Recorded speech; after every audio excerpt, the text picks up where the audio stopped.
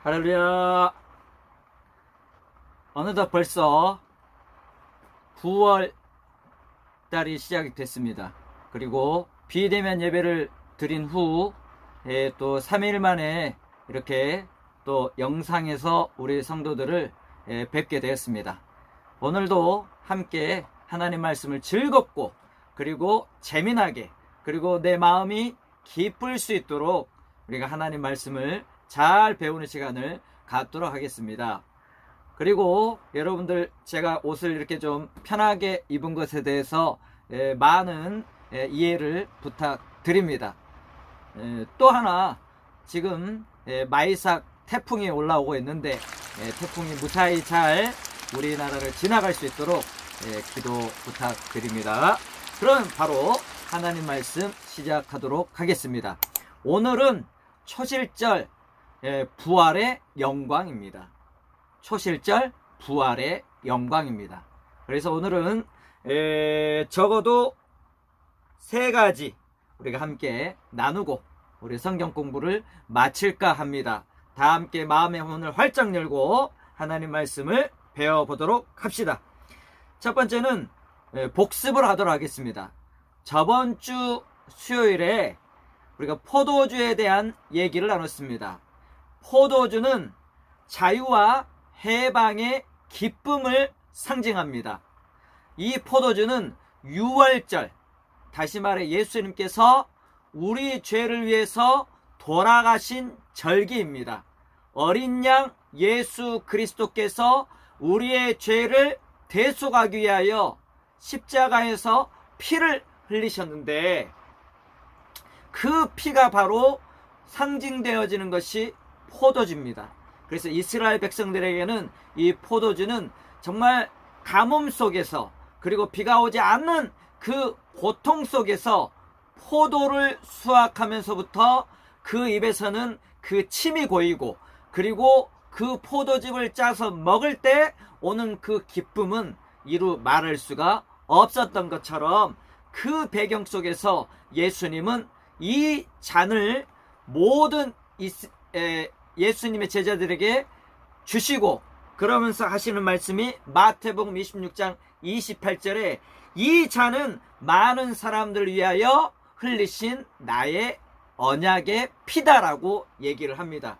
그래서 예수 그리스도를 믿는 성도들은 예수 그리스도의 대속의 피를 의지하여 언제나 죄로부터 자유, 죄악으로부터 해방된 기쁨을 날마다 누리며 살 수 있는 그 특권과 은혜를 얻을 수 있었습니다.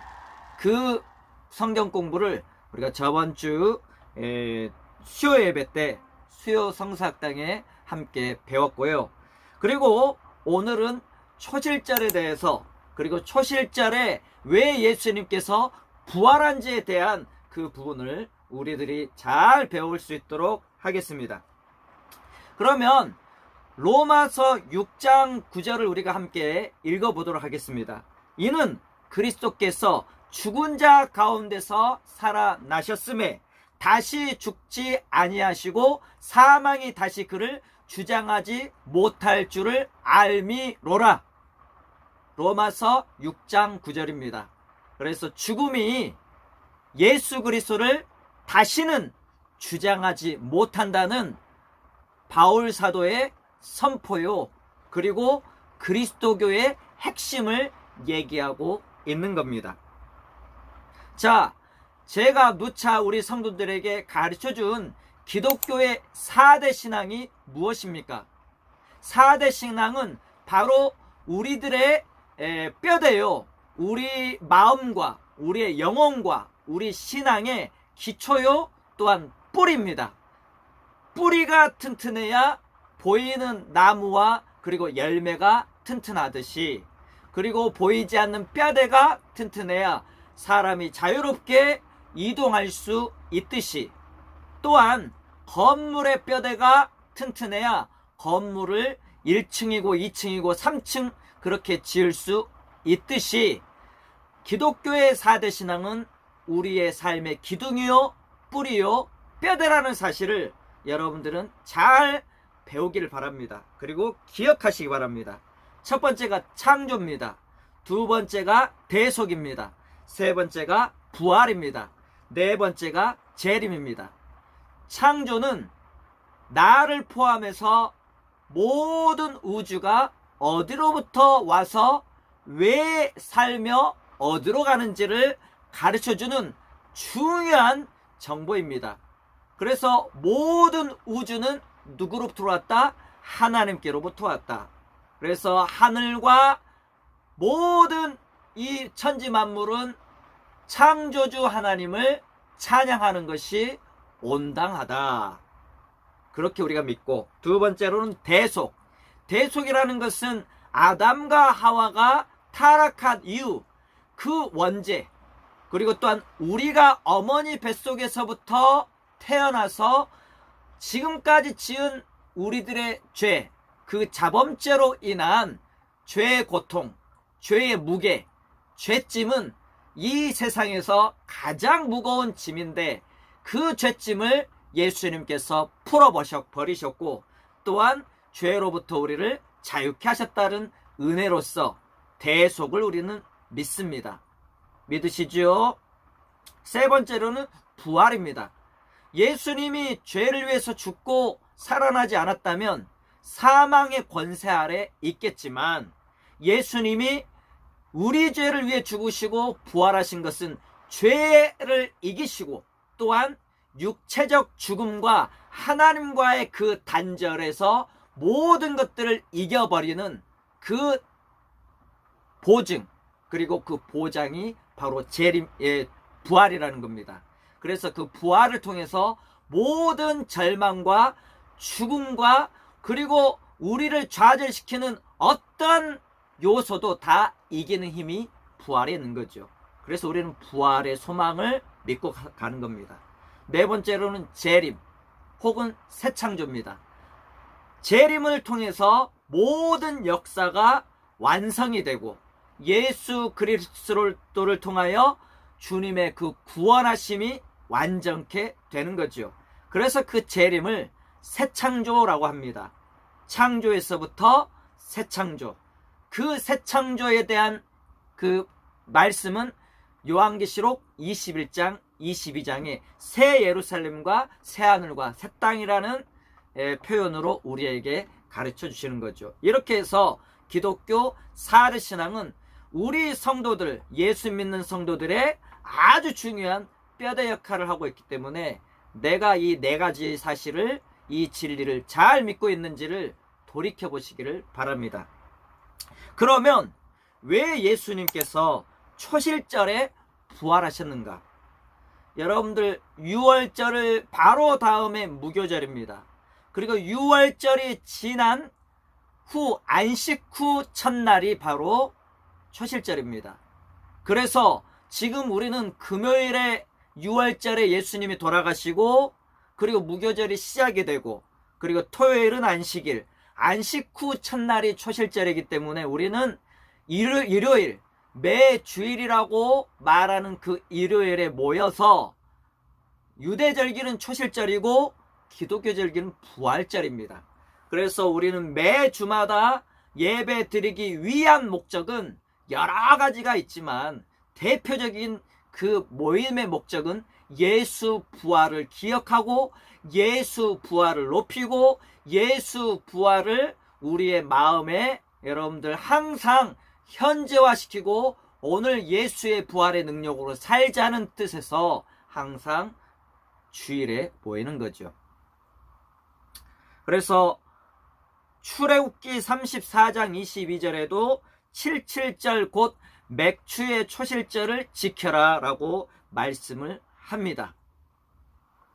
그렇게 레위기 23장에서도 초실절을 지키라고 말씀을 합니다. 첫 열매를 하나님께 드려라. 그래서 이 첫 열매라는 것은 이스라엘에게서는 무슨 뜻이냐? 바로 대표성입니다. 그리고 가장 먼저 것을 드림으로 나중에 있는 모든 열매를 하나님께 다 드린다는, 전부를 드린다는 의미가 있는 겁니다. 일부를 드림으로 전체에 대한 감사를 표현하는 유대인식 방법이죠. 이 방법을 기본 전제하고 예수님께서 초실절에 부활하셨다는 것은 우리도 잘 알다시피 우리가 로마서 15장 말씀에 예수님이 부활의 첫 열매가 되셨다는 말씀은 초실절과 밀접하게 연결이 되는 거죠. 로마서 11장 16절에도 초실절을 배경으로 사도 바울이 이렇게 말합니다. 제사는 처음 드린 익은 곡식가루가 거룩한즉 떡덩이도 그러하고 뿌리가 거룩한즉 가지도 그러하니라. 하나님께 드린 그 고운 가루 일부가 거룩하기 때문에 모든 떡덩이 전체가 거룩하다는 그 생각, 그리고 뿌리가 거룩하니까 그 나머지 부분이 다 거룩하다는 그 생각은 이 초실절과 깊은 연결이 있는 겁니다. 그래서 예수님이 초실절에 부활할 수밖에 없는 이유는 예수님이라는 그 대표적인 분이 부활하심으로 예수 그리스도를 믿는 모든 성도가 이 부활의 영광에 모두 다 동참한다는 강력한 보증 수표요, 또한 보장이 된다는 뜻입니다. 그래서 예수님은 우리의 부활의 첫 열매라는 것은 당신을 대표로 드려 그 다음 모든 예수 그리스도를 나의 구주로 고백하는 그 자들에게, 성도들에게 이와 같은 부활의 영광을 주겠다라는 강력한 그 의지와 또한 전제가 그 초실절 부활의 의미를 우리는 배울 수가 있습니다. 그리고 세 번째로는 우리가 에덴 동산, 그리고 에덴 동산을 요즘 에덴 성전이라고 얘기를 합니다. 에덴 성전, 그리고 출애굽기 보면 성막, 그리고 이스라엘 백성들이 가나안 땅에 입성했을 때 솔로몬을 통해서 예루살렘 성전이 지어지고 성전이 파괴된 후에 스룹바벨 성전, 나중에 헤롯 성전이 지어진 후 예수님께서 공생의 기간 동안에 요한복음 2장에서 뭐라고 말씀하시냐면 성전된 자기라고 얘기를 합니다. 그리고 나중에 고린도전서 3장 16절에 보면 너희는 하나님의 성전, 성령이 거하는 전이다 라고 말씀을 합니다. 고린도후서 6장 12절에도 값으로 산 것이 되었으니 그런즉 너희 몸으로 하나님께 영광을 돌리라는 말씀도 있죠. 제가 간단하게 창세기부터 고린도후서까지 성전의 변천사를 말씀해 드렸는데 에덴 동산을 첫 번째 성전으로 우리가 이해를 합니다.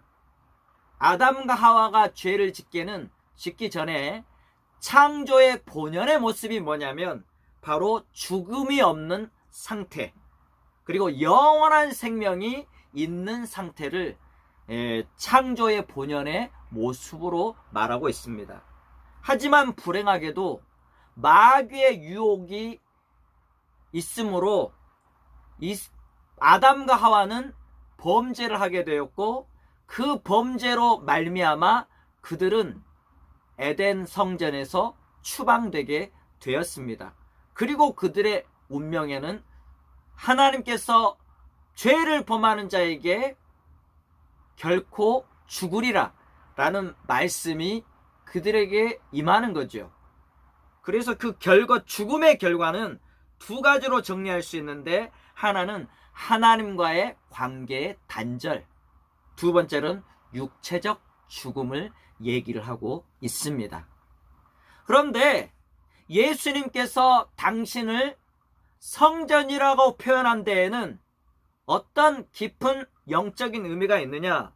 요한복음 2장 21절 22절에 보니까 그러나 예수는 성전된 자기 육체를 가리켜 말씀하신 것이라. 죽은 자 가운데서 살아나신 후에야 제자들이 이 말씀하신 것을 기억하고 성경과 및 예수의 하신 말씀을 믿었더라 라고 말합니다.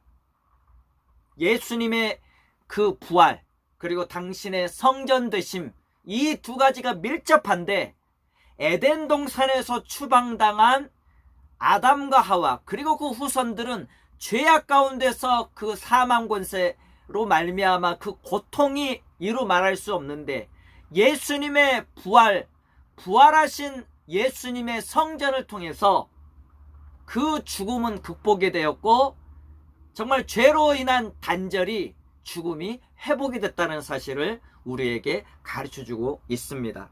그래서 생명 대신 부활, 그리고 부활이신 성전된 예수님을 통해 하나님과의 관계의 단절이 하나님과의 관계의 회복을 가져왔고, 그 사실을 우리는 믿습니다. 두 번째로 육체적 죽음을 이제는 극복하게 된 은혜를 얻게 되었죠. 물론 지금 복음을 설명할 때는 이미, 그러나 아직, 이렇게 얘기합니다. already, not yet, 이렇게 얘기하죠. 그래서 already, 이미는 예수님의 십자가에서 죄를 이기시고 또한 3일 만에 부활하심으로 구원의 성취를 이루셨지만, 여전히 지금은 종말 말세의 기간으로서 예수님이 재림할 때는 완전한 부활의 영광을 모든 성도들에게 제공이 된다는 겁니다. 사랑하는 성도들이요, 오늘은 이렇게 해서 초실절 부활의 영광에 대한 그 말씀을 우리들이 마칠까 합니다. 오늘도 그 부활의 소망을 믿으십니까? 예수 그리스도의 부활을 믿으십니까? 모든 절망과 좌절을 이길 수 있는 그 부활의 소망, 영광계 성도의 영광, 성도의 미래를 여러분들은 내 마음속에 굳게 믿는다면, 오늘도 우리의 눈물과, 우리 눈에 설리는 그 눈물과 슬픔을 닦을 수 있는 위로가 충분히 되리라 믿습니다. 감사합니다.